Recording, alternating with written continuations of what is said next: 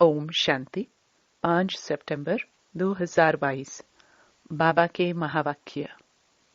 मीठे बच्चे, ज्ञान सागर बाप से तुम बच्चों को जो अविनाशी ज्ञान रत्न मिलते हैं, उन ज्ञान रत्नों का दान करने की रेस करनी है। प्रश्न: माला में नंबर आगे व पीछे होने का मुख्य कारण क्या है? उत्तर: श्रीमत की पालना। जो श्रीमत को अच्छी तरह पालन करते वह नंबर आगे आ जाते हैं, और जो आज अच्छी पालना करते कल देह अभिमानवश श्रीमत में मनमत मिक्स कर देते वह नंबर पीछे चले जाते। कायदे अनुसार श्रीमत पर चलने वाले बच्चे पीछे आते भी आगे नंबर ले सकते हैं। गीत रात के राही। ओम शांति। बाप दादा दोनों कहते हैं ओम शांति। दोनों का स्वधर्म शांत है। हम बच्चों के अंदर से भी निकलना चाहिए। ओम अर्थात अहम आत्मा का स्वधर्म है शांत। अभी हम जाते हैं शांति धाम में। पहले पहले हमको बाबा शांति धाम में ले जाएंगे। पहले पहले कौन जाएंगे? जितना जो याद में रहेंगे वह जैसे कि दौड़ी पहनते हैं। अभी तुम आत्म अभिमानी बनते हो, उसमें बहुत मेहनत लगती है। आधा कल्प से तुमको रावण ने देह अभिमानी बनाया है। अभी बेहद का बाप परमपिता परमात्मा हमको देही अभिमानी बना रहे हैं और अपने घर का रास्ता बता रहे हैं। जो घर का मालिक है वही बता रहे हैं। दूसरा कोई भी मनुष्य रास्ता बता न सके। कायदा नहीं है। एक ही बाप आकर बतलाते हैं। उनका नाम है दुखहर्ता, दुख से लिबरेट करने वाला, जिसकी महिमा भी भक्ति मार्ग में गाते आते हैं। ऐसे नहीं, सतयुग में आत्मा ऐसी कहती है कि हमको बाप ने दुख से छुड़ा करके सुखधाम में भेजा है। नहीं, यह ज्ञान अभी तुमको मैं समझाता हूँ। यह ज्ञान का पाठ अभी ही चलता है, फिर यह पाठ ही पूरा हो जाता है, फिर प्रारब्ध शुरू हो जाती है। पतित से पावन बनाने का पाठ एक ही बाप का है, जो कल्प कल्प पाठ बजाते हैं। तुम जानते हो, हम आधा कल्प पावन थे, फिर रावण राज्य में आकर नीचे उतरते आते हैं। कला कमती होती जाती है। भारत में ही देवताए 16 कला संपूर्ण सर्वगुण संपन्न थे। फिर उन्हों को पुनर्जन्म लेते लेते नीचे जरूर आना है। कला कमती होनी ही है, परंतु यह वहां मालूम नहीं रहता है। यह सारा ज्ञान अभी तुम्हारी बुद्धि में है। पावन देवी देवताए पतित कैसे बनते हैं? आओ तो 84 जन्मों की कथा सुनाए। 84 के चक्कर ही यह सत्य कथा है। वह तो झूठी कथा सुनाते हैं। चक्कर की आयु लंबी चौड़ी बता देते हैं। यह 84 के चक्कर की कथा सुनने से तुम चक्रवर्ती राजा रानी पद पाते हो। यह गुह्य बातें सन्यासी आदि नहीं जानते। उनका धर्म ही अलग है। पहले माँ बाप पास जन्म लेते हैं तो मंदिर आदि में जाकर पूजा करते हैं। फिर जब वैराग्य आता है तो घर बार छोड़ चले जाते हैं। बाप कहते हैं, पूज्य सो पुजारी भी तुम्हारे लिए ही है। गाया भी जाता है, ब्रह्मा के मुख से ब्राह्मण निकले तो जरूर एडॉप्ट हुए होंगे। यह बाबा भी पहले पतित था, फिर पावन बनते हैं। तुम ब्राह्मण बन फिर पावन देवी देवता बनने के लिए पुरुषार्थ करते हो। लक्ष्मी नारायण के राज्य को स्वर्ग कहा जाता है। वहां है ही अद्वैत धर्म। अद्वैत देवता तो ताली बज नहीं सकती। वहां माया ही नहीं। इस देवी देवता धर्म की महिमा गाई जाती है, सर्वगुण संपन्न। जब तुम कहा लक्ष्मी नारायण के मंदिर में जाते हो तो बोलो, यह सत्य नारायण है ना। इनको सत्य क्यों कहते हैं? क्योंकि आजकल तो झूठ बहुत है। बहुतों के नाम लक्ष्मी नारायण राधे कृष्ण आदि हैं। कोई कोई के तो डबल नाम भी है। मद्रास के तरफ बहुत अच्छे अच्छे नाम बहुतों के हैं। भक्त वत्सलम आदि, अब वह तो भगवान ही होगा। मनुष्य कैसे हो सकते हैं? अभी तुम बच्चों की बुद्धि में है। आत्माओं का परमपिता परमात्मा सामने बैठा है। बाबा की तरफ तुम देखते रहेंगे तो समझेंगे पतित पावन मोस्ट बिलवड बाबा है। आत्मा कहती है, निराकार बाबा, हम आत्माओं से बात कर रहे हैं। निराकार परमपिता परमात्मा आकर आत्माओं को पढ़ाते हैं। यह कोई शास्त्र में नहीं है। समझो, कोई कहते हैं श्री कृष्ण के तन में परमपिता परमात्मा प्रवेश करते हैं, परंतु श्री कृष्ण का तो वह रूप सत्युग में था। उस नाम रूप में तो श्री कृष्ण आ ना सके। श्री कृष्ण का तुम चित्र देखते हो, वह भी एक्यूरेट नहीं है। बच्चे दिव्य दृष्टि में देखते हैं, उसका तो फोटो निकाल ना सके। बाकी यह मशहूर है, श्री कृष्ण गोरा सत्युग का पहला प्रिंस था, जो फिर विश्व के महाराजा महारानी बनते हैं। लक्ष्मी नारायण से ही राज्य शुरू होता है। राजाई से संवत शुरू होता है ना। सत्युग का पहला संवत है विक्रमाजीत संवत। भल पहले जब श्री कृष्ण जन्मता है, उस समय भी कोई न कोई थोड़े बहुत रहते हैं जिनको वापस जाना है। पतित से पावन बनने का यह संगम युग है ना। जब पूरा पावन बन जाते हैं तो फिर लक्ष्मी नारायण का राज्य, नया संवत शुरू हो जाता है, जिनको विष्णुपुरी कहते हैं। विष्णु के 2 रूप लक्ष्मी नारायण से पालना होती है। अभी तुम वह बनने का पुरुषार्थ करते हो। तुम कहेंगे हम 5000 वर्ष बाद पुरुषार्थ करते हैं बाप से वर्षा लेने। पुरुषार्थ अच्छी रीति करना है। टीचर को मालूम तो रहता है ना कि स्टूडेंट कहाँ तक पास होंगे। तुम बच्चे भी जानते हो कि हमारी एक रस अवस्था कहाँ तक बनती जाती है। कहाँ तक हम बाप से अविनाशी ज्ञान रत्नों का दान ले और फिर दान देते रहते हैं।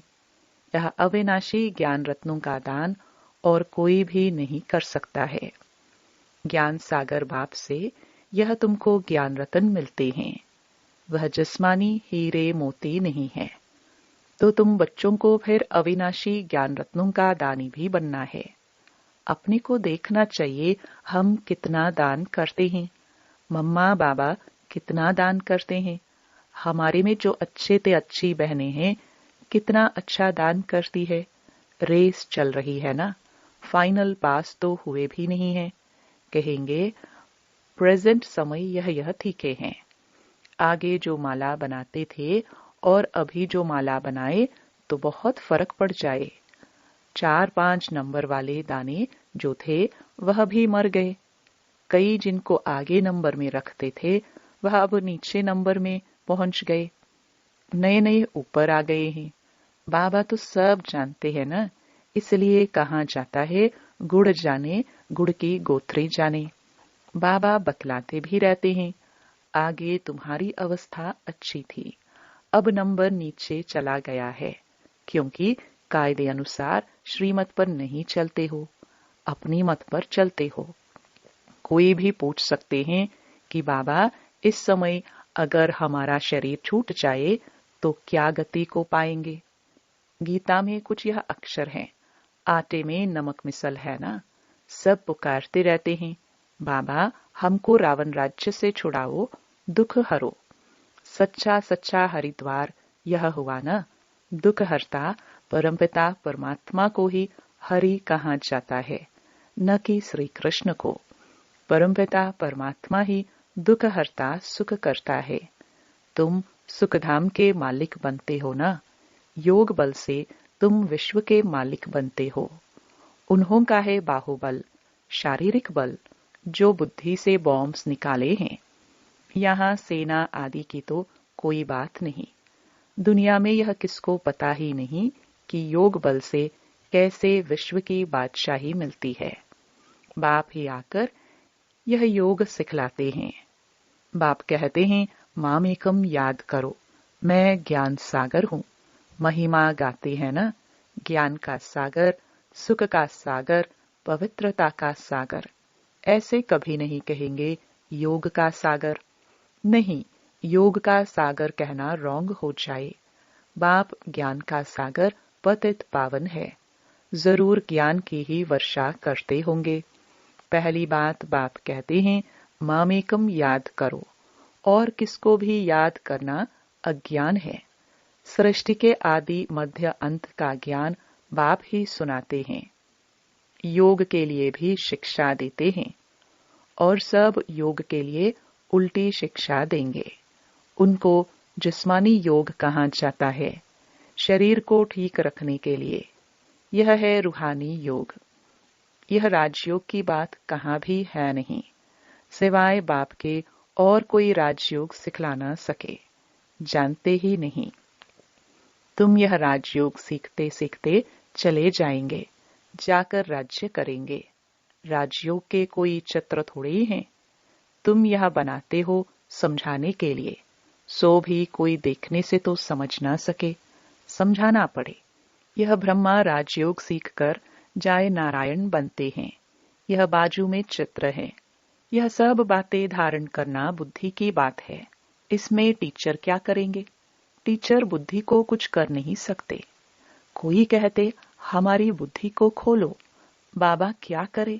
तुम याद करते रहो और पूरा पढ़ो तो बुद्धि पूरा खुलेगी। बच्चों को पूरा सिखलाया जाता है। बाबा कहो, मम्मा कहो तो जरूर कहेगा, तब तो सीखेगा ना। बिगर कहे सीखेगा कैसे? इसलिए बच्चों का मुख खुलवाया जाता है। मेहनत करनी है, बाप का परिचय देना है। वह है ऊंचे ते ऊंचा भगवान, सबका रचयिता। उनसे सबको स्वर्ग का वर्षा मिलता है। फिर रावण राज्य में वर्षा गवाते गवाते नरक बन जाता है। देवताए पावन थे, फिर पतित बने। फिर पतित पावन बाप आया है। कहते हैं मुझे याद करो तो विकर्म विनाश होंगे, और कोई उपाय है नहीं। योग अग्नि से ही विकारों रूपी खाद निकलेगी। याद करते करते तुम पावन बन गले का हार बन जाएंगे। घड़ी घड़ी बोलने की प्रैक्टिस करो, सिर्फ कहना थोड़ी ही है।